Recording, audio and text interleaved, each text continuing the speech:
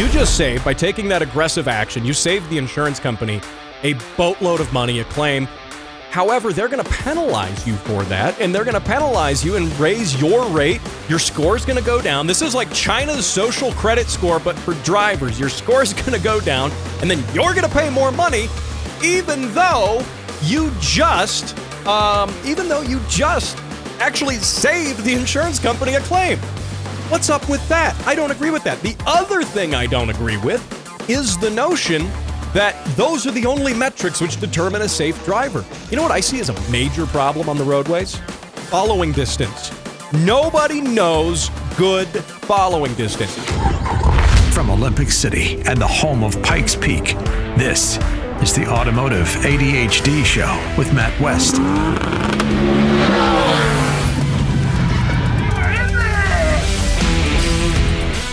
So the Koreans think that they have found a way to make you and me better drivers. We're going to discuss that.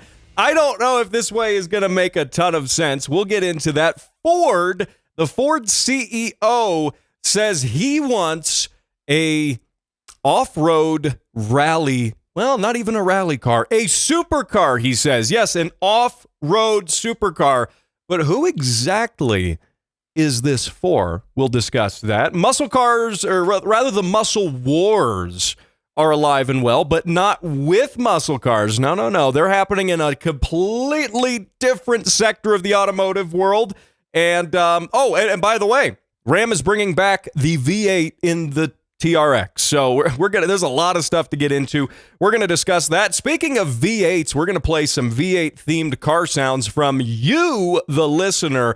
All of that on this packed edition of the show. Of course, I'm your host, Matt West. I want to thank you for joining me, by the way, at our new airtime still. Yeah, a couple of weeks ago, we shifted from 9 a.m. for our flagship station to 2 p.m., and then, of course, we re-air throughout the weekend on a variety of stations at different times. So whatever you're doing, wherever you are listening, I want to thank you for joining me here, and also remind you that if you catch any part of this show and maybe you say, oh, what was that thing he said? I heard him say it. I missed it. I want to hear it again. Check it out on the podcast of the show. And the podcast is on video as well. Yes, you can actually see my face, for better or for worse, while listening to the show. And YouTube, Facebook, Spotify, wherever fine shows and mine are downloaded. Now, a few weeks ago, I told you how I have, first of all, I have a 2024 WRX, a new Subaru, and I told you how I was going to begin the modding journey. Yes, anytime anyone talks about modifying a Subaru, there is a certain thing, a perception that we all have, except obviously for the Subaru owners who conduct this behavior. They appear to be completely oblivious to it, but the rest of us know exactly what that looks like. You've seen it. You've seen crazy, weird things on Subarus, multicolored cars and rainbows and Chinese cartoons on the side of them. And that's what we think of. And of course, there's a cloud of vape smoke coming out of the windows. And and then the head gasket usually goes somewhere around then. So you can't quite tell, is that cloud of smoke from the driver vaping, or is it the head gasket which is gone? Really, you can't tell the difference. And is there really a difference anyway? I don't know. And isn't vape juice, isn't that, I want to say that's like a propylene, maybe not a propylene glycol. It's some sort of derivative of that. Maybe that's like old-fashioned vape juice now from years ago. I don't know. It's chemically like the same thing as antifreeze, from what I understand. It's very close. Very close. Anyway, so and I'm sure some science people, some sleuths on the internet are going to call me out on that. And they'll correct me. They will correct. That's the beautiful thing about this. On the internet, especially. On the radio, I have an obligation to provide you as best information as I can. On the internet, you can say whatever you want, and then other people correct it for you. Isn't that amazing? I know. Anyway, so my Subaru, though, the modding journey has begun now. I talked about at length on the show how surprised I was. As someone who is not inherently a Subaru person, I was very pleasantly surprised when I purchased the car, and then I told myself, no, I'm not going to mod it. It's a nice new car. I'm not going to touch anything. I'm going to leave it exactly how it is. And I got 6 whole months, by the way, doing that. Maybe a little bit more even, which is actually pretty impressive. But I finally caved. I broke, and I said, okay, I can't resist the urge to change things and fiddle with it, so I have to mess with it. That's what I get for being a car guy. None of my cars are just as they come from the factory. They're not. And for better, and oftentimes for worse, that is the case. But the thing I was surprised about was how available, firstly, the mods are, the modifications, right? They're very available, and they're also very affordable. Surprisingly affordable, even for OEM stuff. I'm coming from a world with my S2000 where the OEM parts don't exist anymore. They were discontinued 15 years ago. And when you do find OEM parts, even if it's some new old stock at the dealer, they want $1 million for it and at least a left arm and maybe a leg as well. They definitely want that. And it's, that's the world I've come from. Other cars I've worked on, the A86, it's that times 10 because it's, what is this car? Let's see. I'm looking over at it here. I'm in the garage studio, by the way. This car is 40 years old as of next year, which is crazy to think about. And it has plenty of, aside from not running, plenty of other 40-year-old car problems, which little bits of interior trim are falling apart. This piece of plastic is cracked. Okay, I need to rebuild the diff. All right, the transmission's got a whine to it. It's probably the input shaft bearing. It's got all this stuff. And then you go look at what it takes to get these parts, and it's impossible. You can't find them. And then you end up like me, and you start retrofitting other drivetrains into it purely for a reliability sake, just so you can get stuff for it and keep it on the road. The Subaru, meanwhile, and if you're watching on video, it is behind me here in the garage today. And you'll notice it's got a set of roof racks on it right there. It's also got, you can't see it too well. It has some rain guards on it and some mud flaps, and they are all OEM. They are all Subaru, and I didn't spend an arm and a leg for them. In fact, they were reassuringly cheap. They were easy to install. The fit and finish was perfect, and it's blown my mind. Now, I am here to say, though, that I am going to, with as straight of a face as I can say, until the car ends up with a tune and on ethanol or something like that, I am going to try to keep it reasonable because we have this stigma with Subaru owners, right? Especially when they begin modding things. They start touching stuff. They don't know what it does. They don't know why they're even messing with it. They just know that every Subaru owner does it. And, that's also why these cars, I think, have they've got a stigma for being unreliable as well. When I said to myself, all right, I think I actually want to buy a Subaru. Yes, I did say that for what it's worth. I didn't want to get one that's had 7 owners, and 3 of those owners were 16 and didn't know what they were doing and didn't know a thing about cars, which is fine when you're 16. It's just I don't want to buy the car after you've had it, if that makes sense. We've all had to learn. I've had my share of cringy mods that I've done when I was younger, and I've put LEDs on things that really shouldn't have had LED strips on them. And you know what? We all learn somewhere. But now as an adult, I say, great. The 16-year-old can learn on his car. He can do it. I just don't want to own it after he has had it. Okay, if that makes sense. I'm not dogging on you if you're a 16-year-old learning. I think you should do that stuff and learn. But, I want to make the point that you can actually modify one of these cars tastefully. Wow, that's a big thing. But also reliably. I want kind of a grown-up car that is not going to give me those standard Subaru problems. And by the way, really, yes, some cars, some Subarus, like any manufacturer, can be a lemon. But a lot of times, people go, oh my gosh, they are so unreliable. Your head gasket's going to go at 15,000 miles. The common denominator here is that the people who have this all have done things and modifications to it, changed the tune. They did different stuff. Oh, we're going to put a front mount intercooler in. We're going to do a different downpipe. And then we're going to do more boost. And I got a car. It does. And you'll see this on the Subaru forums all the time. What do you mean? My car does 600 horsepower reliably. It's my daily. It's like, okay, and how long have you been doing that quote unquote 600 horsepower reliably? I'd be willing to argue it's not very long.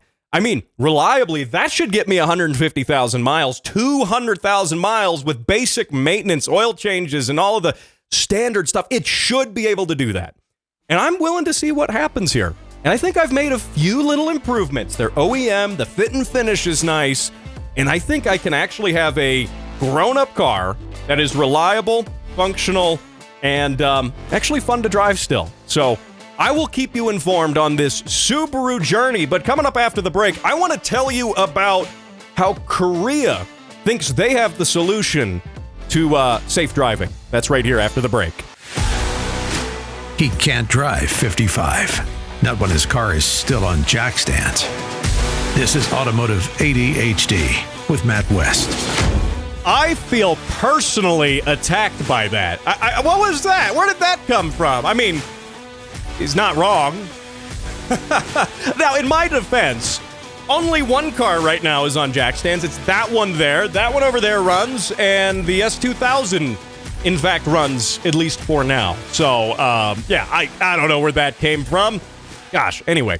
I want to thank you for joining me here on the show, and I want to talk a little bit about how Korea says they have a solution to unsafe drivers. In fact, last week I was just talking about left lane hogs and how bad drivers can be on the roadways, especially out here in Colorado. They're driving high half of the time, and you can tell. You can absolutely tell. And before I talk about that, I want to welcome onto the show a new sponsor. And this is a really cool thing because I've been using the products of these guys under my own volition for actually several years now, and they finally partnered up with me. I say finally, but I'm really excited about this. This is a company called Spytech. If you're watching on video, I'm holding up a GPS tracker, and auto theft is a major problem. And if you've listened to this show for any length of time, you know I'm a major anti-auto theft advocate. We want to stop auto theft. It has been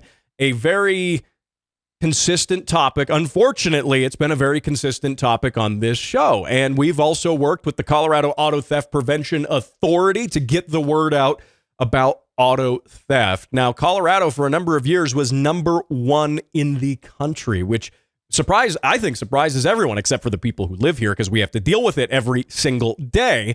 But I mean, you think it's some other place, not beautiful, mountainous Colorado. No, it's bad here, and it's a major problem. Now, Colorado, thankfully, is no longer number one, thanks in part to prosecutors actually starting to prosecute auto theft, finally. But we still have a ton of auto theft. And in fact, 24,575 cars were reported stolen last year. That's 2024.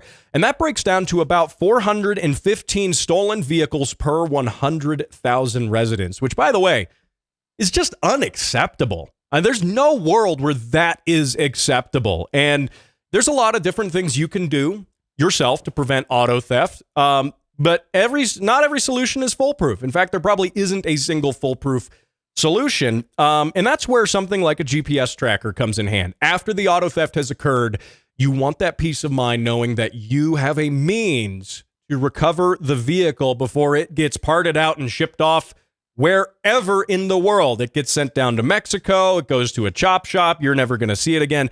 You want to be able to recover that car sooner than later, because dealing with insurance, having that whole process of, all right, the car's been stolen, assuming you've got full coverage. A lot of cars that get stolen don't have full coverage, or I should say a comprehensive coverage, for example. They might have liability insurance, but if the car gets stolen, you're up the creek. You're just out of pocket for a new one. And no one wants to deal with that. It's a tremendous pain in the butt working with insurance companies, especially if you're an automotive enthusiast like me and you have an unusual, rare, interesting, modified car. Trust me, when my AE86 got backed into in a parking lot, I've talked about it on this show, it was a 6-month nightmare trying to get, even though I wasn't at fault, trying to get the other party's insurance company to give me a fair valuation for the car.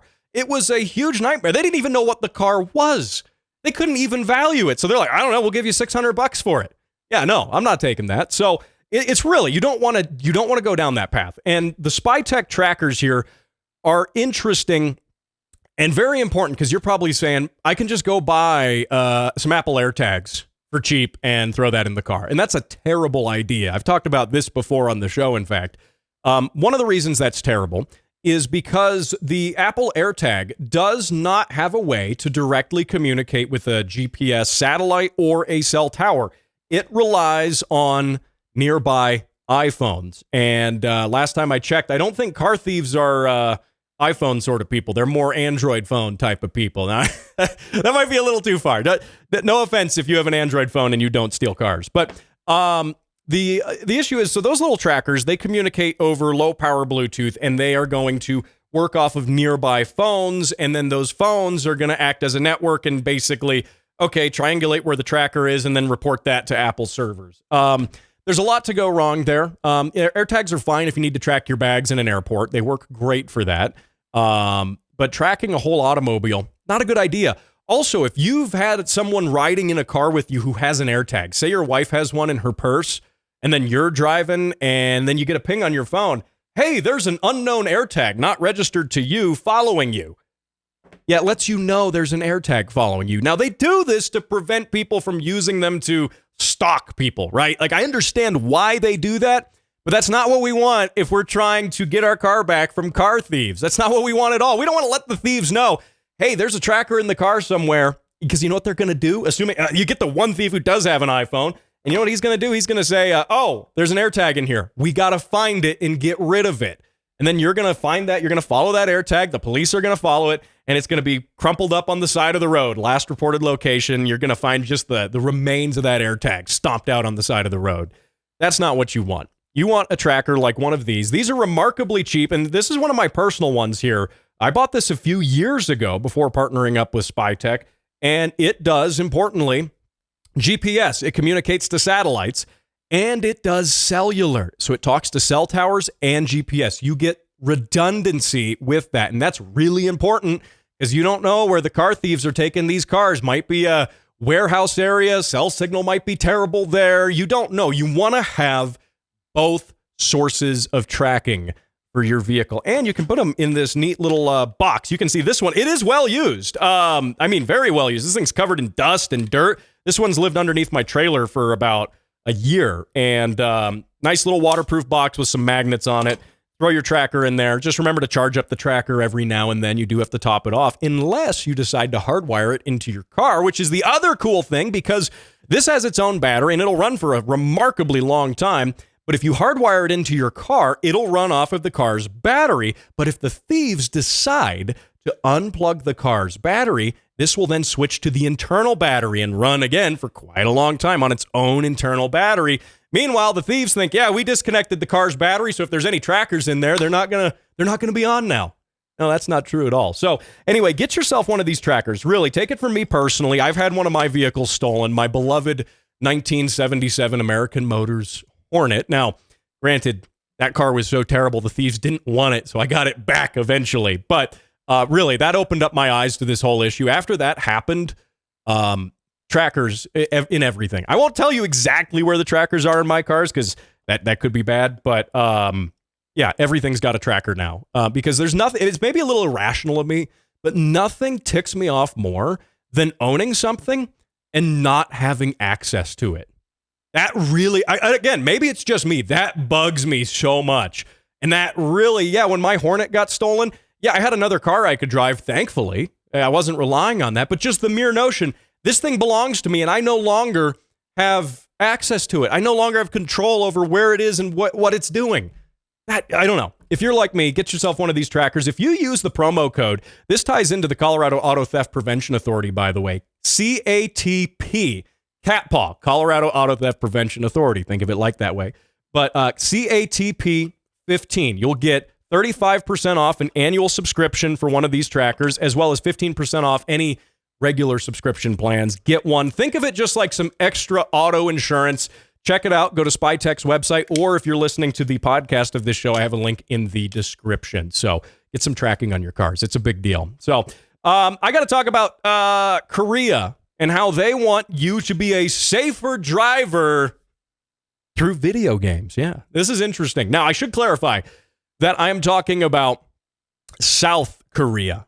South Korea is, I don't want you to get confused and think that I'm talking about North Korea. Now, granted, North Korea probably doesn't have an unsafe driver problem because you're not allowed to drive and you can't own a car. So, I mean, granted, they're not going to have this issue, and they're also not going to solve that issue with video games because, again, you can't really have those in North Korea. But it's not so much a video game, but you know how we have OBD trackers. Your insurance company maybe wants to sell you one of these things. Plug the dongle into your car. It's going to pair with your phone, and it's going to look at various different metrics like hard braking and things like that. We'll get to why I disagree with that, by the way, but it's going to look at these metrics and determine how safe you are and report back to the insurance company. It's going to snitch on you a little bit, but you might get a discount on your insurance. Well, that's what Korea wants to do, but instead of just doing it as the insurance company, it's a app that you download. It's called T-Map, and it is by far the most popular app of its kind in South Korea, and it actually has turned the safe driving experience into a game with leaderboards and competition. Now, I do like the idea of adding a little bit of competition into this, and they claim to have prevented 31,366 accidents in the past 3 years. I'm not quite sure how you actually quantify that, but that's what they're saying. And so they're taking this idea, your dongle with the OBD2 thing, and it reports to the insurance company. Instead of reporting direct to an insurance company, they're making this a like countrywide competition. You got to be the safest driver and pass your buddies in the leaderboard. And from a standpoint of, trying to get people to be cognizant of how they're driving, I like this. There's some things I like about this, but there's some things that I don't like about it. And we'll get into that a little bit more. But one of the things is, and this is according to the Korean Herald, they say that T-Map introduced the driving score program back in 2016, and they say it works simply. As users' phones monitor acceleration, braking, cornering, and speed, you don't even need the OBD tracker in it anymore. It's just the phone. They say the smoother and safer you drive, the higher your score will be. And it will actually net you a insurance discount. So even though they're not the insurance company, they work with the insurance companies. They say they have 19 million users to date, and they say 10 million of those users have allegedly qualified for some sort of discount already on their insurance policies. Okay, this is all fine and well. And again, there's some merit, I think, to this, but there's some glaring flaws that I think are the exact same flaws that we have when we look at these types of programs already in use here in the United States with the insurance companies. And that's not even delving into the can of worms, which is that automakers are just selling your data from the car. The cars themselves are tracking you. The modern cars are, and then they're just selling that data to the insurance companies. There's a whole convoluted web. We're going to get into that right here after the break. You are listening to the Automotive ADHD show. We'll also talk about how there is maybe a new muscle war on the horizon, but it's not where we expect. That's all right here. Don't go anywhere. We'll be right back after the news break.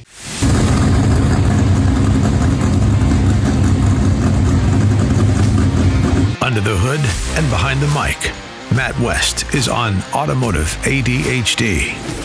Cameron Ray in his 1987 Chevy Blazer with a nice fresh engine, by the way. He just finished a rebuild. Not only did he rebuild it, he added a little bit of displacement as well while he was doing that rebuild. Cameron, thanks for sending those car sounds into my show. You can do that as well.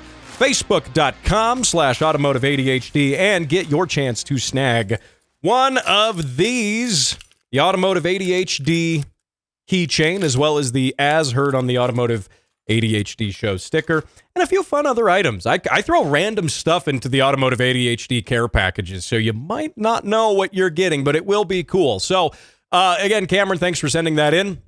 Facebook.com/Automotive ADHD is the place to do that. There's a pinned post at the top of the page, and you go into the comments, and you put your video there. Everyone can see it. Everyone can enjoy it, and then you can browse through all of the car sounds as well that have been submitted by you, the listener. How cool is that? And now, before the break, I was talking about Korea, again, South Korea, clarifying, and how they are using a tracking app on phones. This is voluntary. For now, we'll get to that. This is voluntary, but the idea is the sensors in your phone can communicate or can determine how the car's moving. It can detect G-force, through types of acceleration, braking, cornering, all of these factors. And then it has algorithms and it determines how good of a driver you are. And then they put this into some rankings and everyone gets to have a game. It's like a big video game. You get to have a high scoreboard and people can compete for the best driving rankings. And again, if you were listening before the break, we have something similar, but it's usually done by the insurance companies themselves with a little dongle that you plug into the car and then that connects to your phone.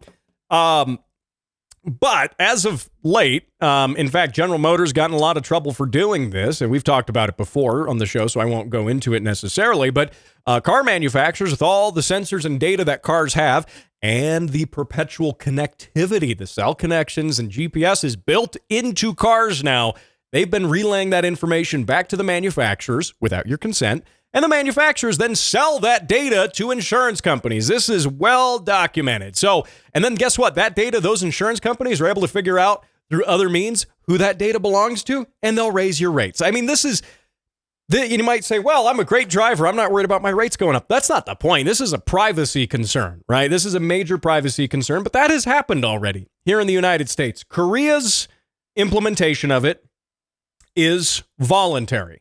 And again, I say for now because there is call it a slippery slope, if you will, but there is a world where perhaps some overzealous government bureaucrats come along and say, you know what, if you want to register your car now, you need to have the app. We need to know how you're driving. And yeah, you'll get an insurance discount, sure. But I can see, and it's not even that slippery of a slope, but I can see a timeline where something like this becomes not voluntary, given the right conditions, the right circumstances, which I definitely object to it there. Now, on the actual principle of this, though, it's totally, like I said, right now, it's totally voluntary in Korea. It's a private company doing it. They're not even saying the government's going to come in and mandate it. I'm just saying that's a technical possibility. However, the use of acceleration, braking, and turning to determine your skills as a driver, I think is a fundamentally flawed way to do it.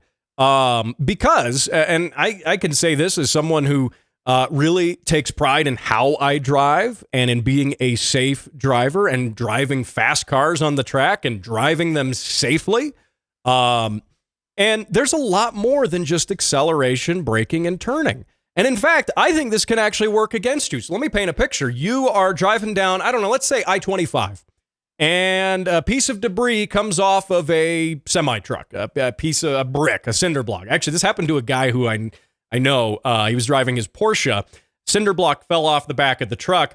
He couldn't avoid the cinder block because there were cars on either side of him, and he just hit that cinder block head on.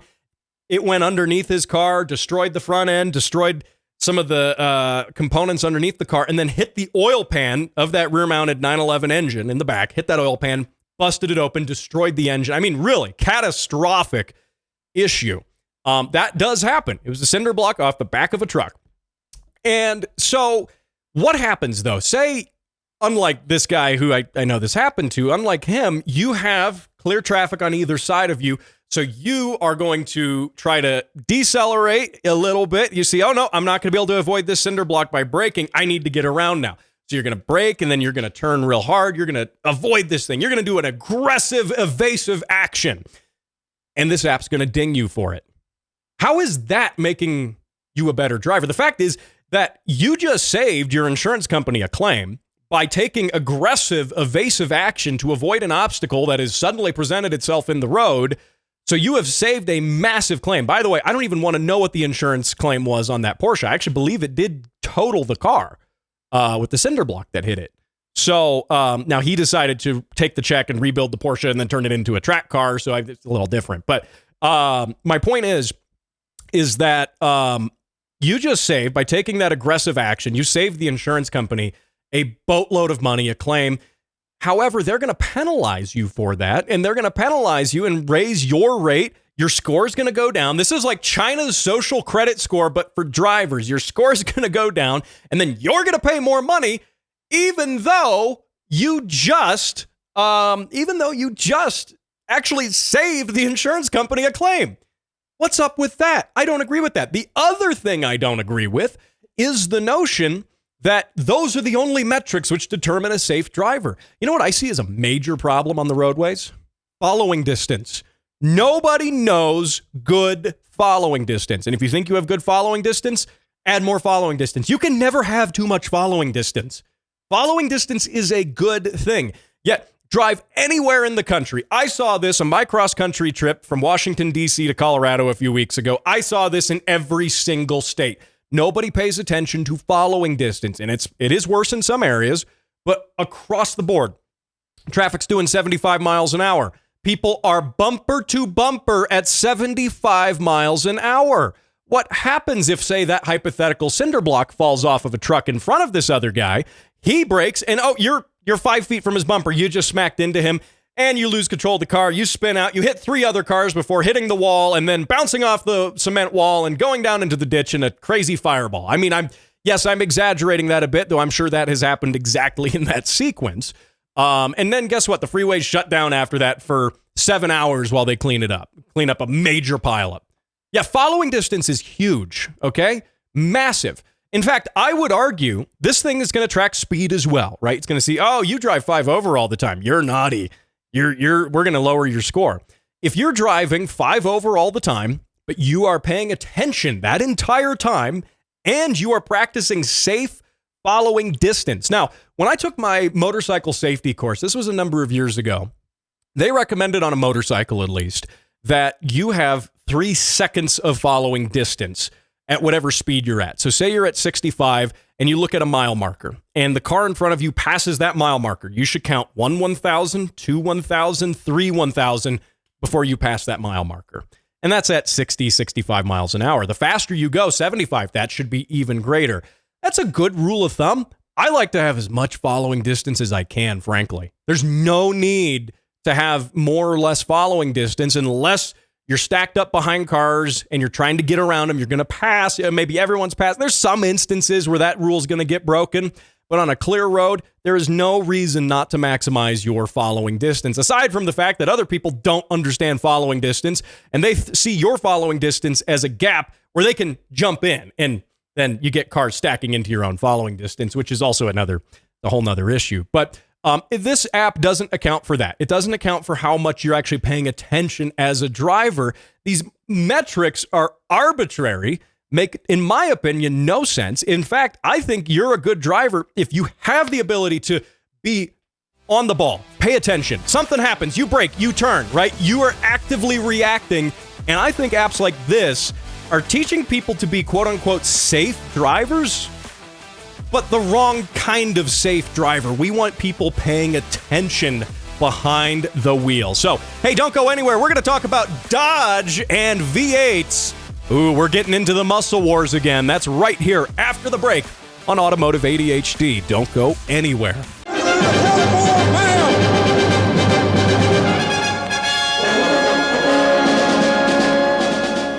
What's your name and rank? Bill Houston, ma'am. Service manager. Well, you listen to me, banana breath. When I brought my car in this morning, you said it would be finished at 2 o'clock. You were 5 minutes late. Do you know what that means, piston puss? Waste him. Our people know the consequences of not meeting our commitments. At All American Dodge, the customer calls the shots. Ready? Aim! Fire. They shot the service manager. What? Oh, man. What? Okay. I don't know if that would fly in today's world of advertising. By the way, you're listening to the Automotive ADHD show. I'm your host, Matt West. And if that was really true, if the customer calls the shots, then if we're talking about Dodge in particular, if the customer calls the shot then I would have my supercharged Hellcat, but it would be, I don't know what's a good price, $32,000 MSRP out the door. No markups, actually incentives on that sale, and maybe even a rebate or two. I think I would like that. You know, I'm not a Hellcat kind of guy. I've driven a Hellcat before with the 6-speed manual. Ooh, that's a fun car, though. I mean, spinning tires in first, second, third, fourth, chirping them going into fifth. Anyway, that's a really fun car. But yeah, no, if the customer really called the shots, that's what I would have. Again, $32,000 with rebates. But having said that, Dodge does appear to be listening to its customers. Now, I don't think they're listening to the customers calling for the service managers to be shot. I definitely don't think they're listening to that. Again, how did that air on? I mean, it was from a different time. It was from a different time, that's for sure. And hey, if you're a service manager at a Dodge dealer, hey, you better be on your best behavior now. So no 5 minutes late, none of that stuff, none of that. But Dodge says that they are bringing back, this comes by way of Car and Driver, they are resurrecting the T-Rex. And we're not talking about some scientific cloning of a T-Rex from the prehistoric era. And no, we're not talking about that. This isn't Jurassic Park. It's not that at all. It is obviously it's a truck with a V8, a supercharged V8. It's coming back. Now, I feel like it was only about a year ago I talked about the TRX going away in favor of the RHO, which is basically the same truck, the same chassis, but with a inline 6, a turbo 6 in there. And I actually was pretty positive about this, and namely because of the price. A Ram TRX is before it was discontinued, and the TRX is a high performance truck with over 700 horsepower. It's got a supercharged V8. It's got crazy long travel, kind of think Baja type suspension. I mean, it's a desert running off-road, high-speed off-road truck that no one uses high-speed off-road. But it started about, what was it, here it is, $96,340. So you're getting out the door basically $100,000, maybe a little bit more. And that was before markups. The markups were crazy on these things. So basically $100,000. Compare that to the RHO. Same truck, same suspension, same cool off-road, high-speed performance to really, be a competitor to the Ford Raptor. That, meanwhile, starts at $69,995. There's a big difference there. I was positive on this truck because of that difference, that you can get that same not the same straight line performance. The RHO is about 540 horsepower versus over 700. But in terms of that off-road performance, that high speed, you want to have a, desert running high speed Baja truck. You want to cosplay a Baja driver, basically. You could do that for basically $30,000 less than the TRX. And I think that's a good thing. And the RHO, it doesn't seem like is going to go anywhere. But they are saying for 2026 now, they are bringing back the V8 into the TRX. And I think it's because Dodge is actually listening to its customers. In fact, they've acknowledged this.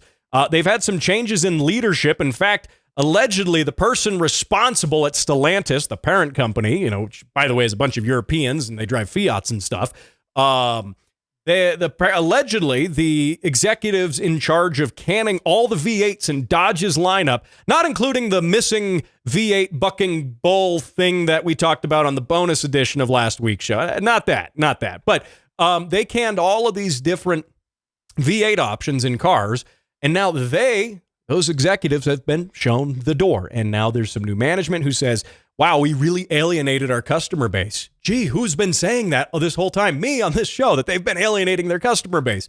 But they are saying that, well, we are going to give the customers what they want, which is V8s, which is supercharged V8s. That's part of Dodge's brand identity. And that's a good thing. We want more supercharged V8s. Now, is this coincidentally, I'll be a little bit of a conspiracy theorist here, but is this announcement timed in a way that makes sense with the repeal of the EPA's endangerment finding? Yeah, I wonder. Gee, it's like the EPA repeals some some nonsense, some bureaucratic nonsense that isn't scientific and doesn't make sense. And then, wow, manufacturers are actually making what the customers want to buy. Imagine that. Whoa. Anyway, I don't know if there's a direct correlation between the two of these, but I can definitely speculate that there is. This could already be some positive change that we're seeing as a result of this. Last week on the show, I talked about how a V8 is coming to the Jeep Gladiator. I mean, we're seeing this shift. This is a paradigm shift at Dodge, but I think this is a bigger shift in general in the industry. Now, the new TRX for 2026, it's probably going to come out with an even more powerful V8, maybe the Red Eye Hellcat 797 horsepower engine, maybe something like that. It's probably going to have more. They're not going to have it come out with less power than the previous gen. That's for sure. And they got to compete with the Ford Raptor R. Now, speaking of Ford, this also signals this interesting paradigm shift because Ford CEO Jim Farley said on a podcast recently, he was on a Bloomberg podcast where he talked about creating an off-road Raptor supercar with, he says, 1,000 horsepower. Now, it says, the CEO is saying that he's, maybe daydreaming about this, but if the CEO's wanting this, if this is on top of mind of a CEO at a company, a lot of times something like this is ultimately going to happen and it's going to get engineered. Now, Ford is, I would say, killing it in the muscle space right now because they are the only company making a proper muscle car to a true definition of what a muscle car is, which is the Ford Mustang. V8 rear-wheel drive, and it's, they're the only company really doing that right now. Chevy has canned the Camaro, no more Camaro. Dodge has canned the Dodge Charger and Challenger and replaced it with the Charger Daytona EV. Or you can get the Charger with a straight six. I like straight sixes and stuff, but just it doesn't feel right in a Charger. It doesn't. So, Ford with the Mustang is really the only company doing muscle cars. They have the Mustang GTD, the absurd, crazy, factory race car that you can buy. They've got the Raptor R. Now they want to make something off-road. And we're seeing the muscle wars really take shape now in the off-road segment, which is weird because we think of the muscle wars of the 1960s. It was muscle cars. It's your Pontiac GTO, your Mustangs, your Chevy Camaros, all of this stuff. We're not seeing that. Ford's the only one making a Mustang, making a true to roots muscle car. Meanwhile, in the off-road space, we've got Ram with the, TRX coming back, the Raptor R. You've got that. Chevy doesn't quite have a competitor here, which yet they don't. But you got this back and forth tussle between Ram and Ford now for a high-performance off-road vehicle. And that's not necessarily where I think we were expecting to have a muscle war. But they keep one-upping each other. Ram's going to bring out, 800 in this. All right, we're going to have 1,000 in this next thing. And it's going to happen. Now, the off-road supercar that Farley wants, I'll talk more about it next week because I don't quite understand who the buyer is, but I am happy that they're making it. So, hey, thanks for watching. Thanks for listening to the Automotive ADHD Show. I'm your host, Matt West. I'll catch you right here next week.